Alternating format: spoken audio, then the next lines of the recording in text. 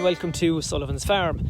I'm into the second or third or fourth part of the winter feeding routine at the moment. I've had a bit of headspace and body space to catch up on a few jobs that were on the to-do list with the last while. So that's what I'm going to show in this video. Before we get to those jobs, I'll just show you the Waylands as we're passing again.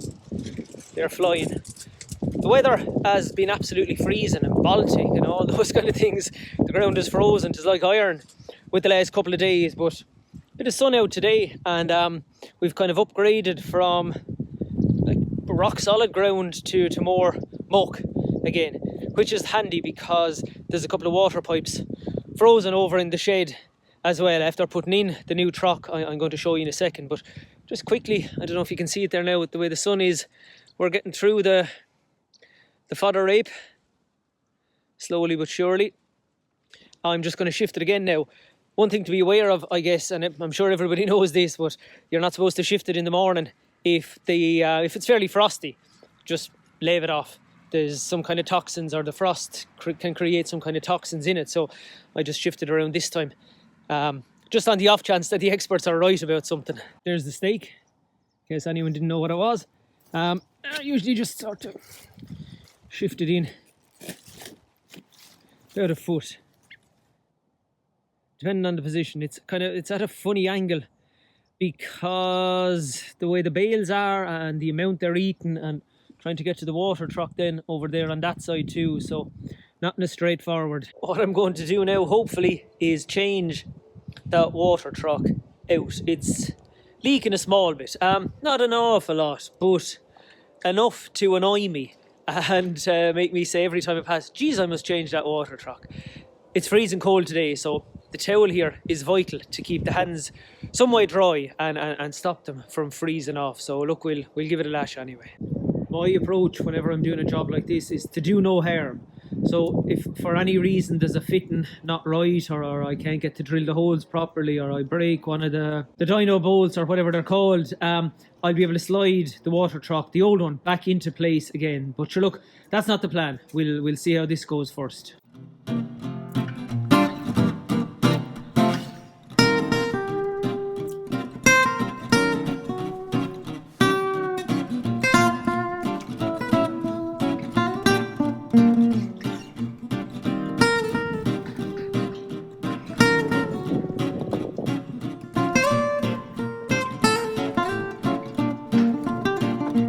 I think we're off at last. A few chops and changes, but I think we're off. 'Tis a lovely sound, and no little drops or anything falling there, so job done. We'll check it there in an hour's time.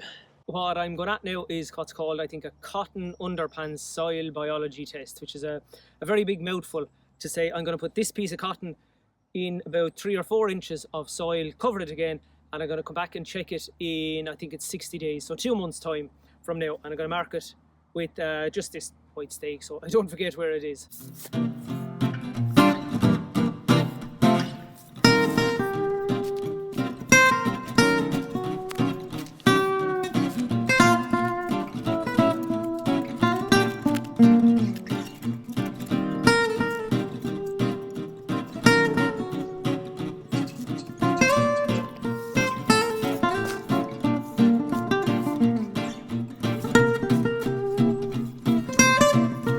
That's the last one done then out here in the far off side of the far off knock.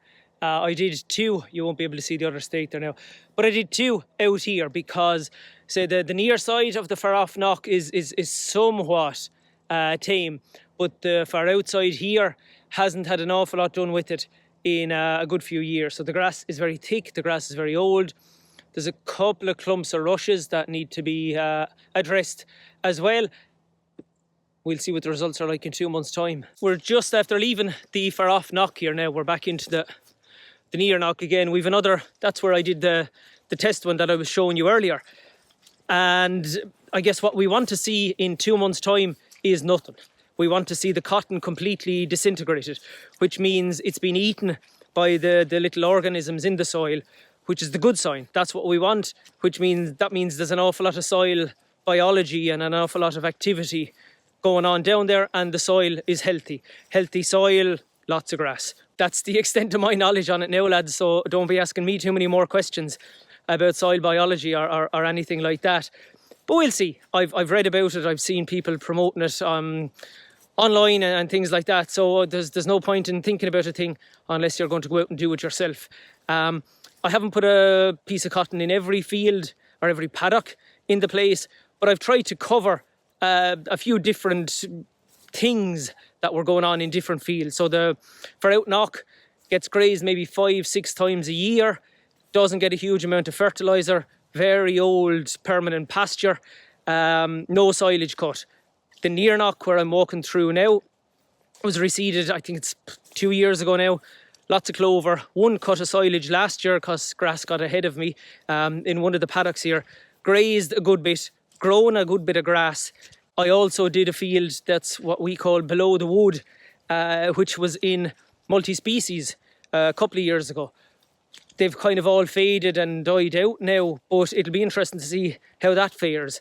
And then there's also a couple of other fields, say one that was done maybe reseeded 3 or 4 years ago. Another one where it was just all grazing. Another one where it was kind of half and half grazing, half and half silage. I think that's about 4 quarters there, but sure, you know what I mean anyway.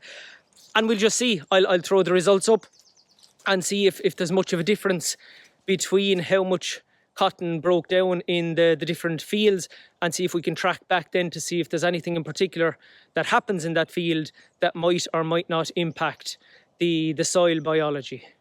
And we'll all be the wiser after that.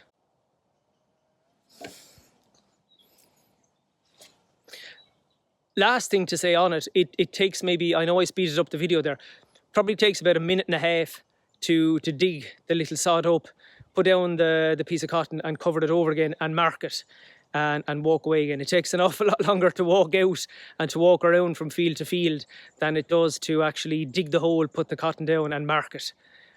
So we'll see how it goes. If there's nothing to it, it's like anything. Don't mind me telling you what to do.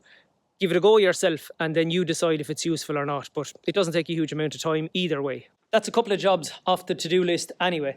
Plenty more on it, but look, everyone has a to-do list like that. At least those two are done for now anyway.